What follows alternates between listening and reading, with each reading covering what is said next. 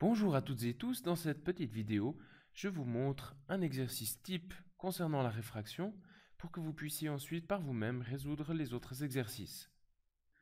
Bien évidemment, je vous recommande de lire la théorie avant de faire cet exercice. Nous allons donc lire la consigne. Un rayon lumineux passe de l'air dans un matériau transparent inconnu. L'angle d'incidence mesure 32 degrés et celui de réfraction 17 degrés. Quelle est la vitesse de la lumière dans le matériau? Commençons par un schéma. Alors voici la surface de séparation entre les deux milieux. Nous avons donc ici le milieu d'incidence et ici nous avons le milieu de réfraction. Le premier milieu est de l'air. Nous avons ici de l'air. Et le deuxième milieu, eh bien, c'est une matière inconnue. Nous avons maintenant un rayon lumineux qui provient du milieu d'incidence et qui va frapper la surface de séparation entre les deux milieux au point d'incidence. Pour faire le schéma correctement, on trace la normale issue de ce point d'incidence. Donc c'est une droite qui est perpendiculaire à la surface de séparation. Voici la normale, avec donc un angle droit ici.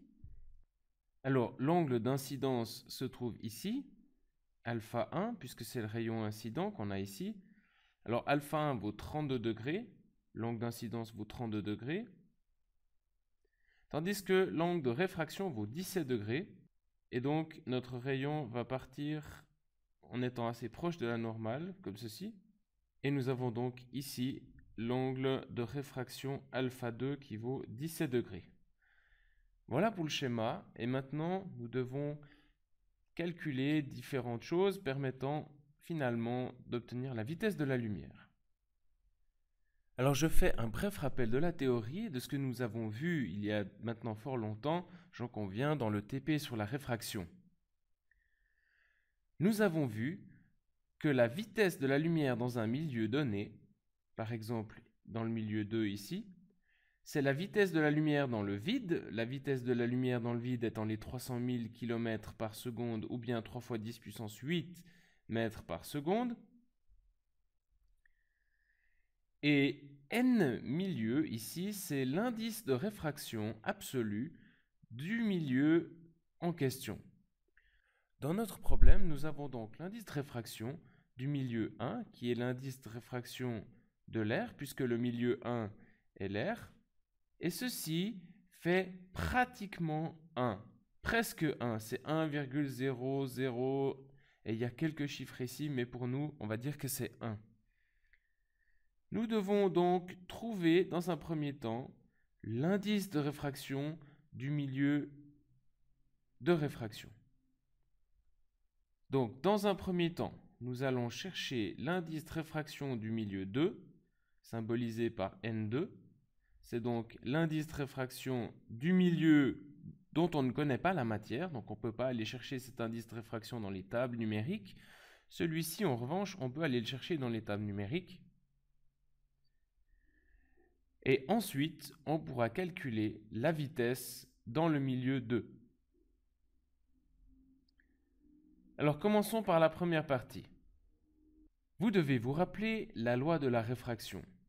La loi de la réfraction dit que l'indice de réfraction du milieu 1, c'est-à-dire l'indice de réfraction de l'air, fois le sinus de l'angle alpha 1, qui est l'angle d'incidence, eh bien ceci est égal à l'indice de réfraction du milieu 2, ici, fois le sinus de l'angle de réfraction. Comme nous cherchons l'indice de réfraction N2, eh bien, il faudra résoudre cette équation pour l'isoler. Comment fait-on ceci? Eh bien, tout simplement, on va diviser par le sinus de alpha 2. Donc, on divise chacun des membres par le sinus d'alpha 2. Et on obtient donc N2 égale N1 fois le sinus de l'angle alpha 1 divisé par le sinus de l'angle alpha 2. Nous avons donc N2 que l'on cherche, qui vaut N1. N1, c'est à peu près 1. On l'a écrit ici. Donc, autant mettre 1, fois le sinus de l'angle alpha 1.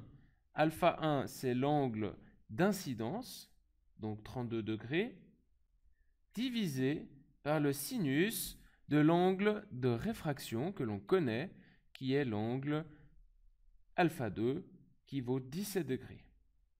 Et ceci fait à peu près 1,81. Il n'y a pas d'unité puisque c'est un rapport entre deux sinus. On peut donc maintenant terminer notre partie A en utilisant la formule que nous avions vue au TP permettant de calculer la vitesse de propagation de la lumière dans un milieu. On va simplement donc prendre la vitesse de la lumière dans le vide et la diviser par l'indice de réfraction. Donc la vitesse dans le milieu inconnu, c'est la vitesse dans le vide de la lumière, vitesse de la lumière dans le vide, divisée par l'indice de réfraction dans le milieu, qui est l'indice de réfraction du milieu 2. J'aurais pu écrire ici V2 pour la vitesse dans le milieu 2. Et ceci nous fait donc 3 fois 10 puissance 8 mètres par seconde, qui est la vitesse de la lumière dans le vide, divisé par les 1,81 que nous avions trouvé avant, et ceci fait à peu près 1,66 fois 10 puissance 8 mètres par seconde, donc 166 000 km par seconde. Voici donc la réponse pour la partie A. Donc, en résumé, nous avons utilisé la loi de la réfraction, nous l'avons tournée un petit peu pour isoler N2. Ceci nous permettait donc de connaître l'indice de réfraction du milieu de réfraction, du milieu 2, et ensuite nous avons pu utiliser cette autre formule qui indique la vitesse de propagation de la lumière dans le milieu en fonction de son indice de réfraction N2.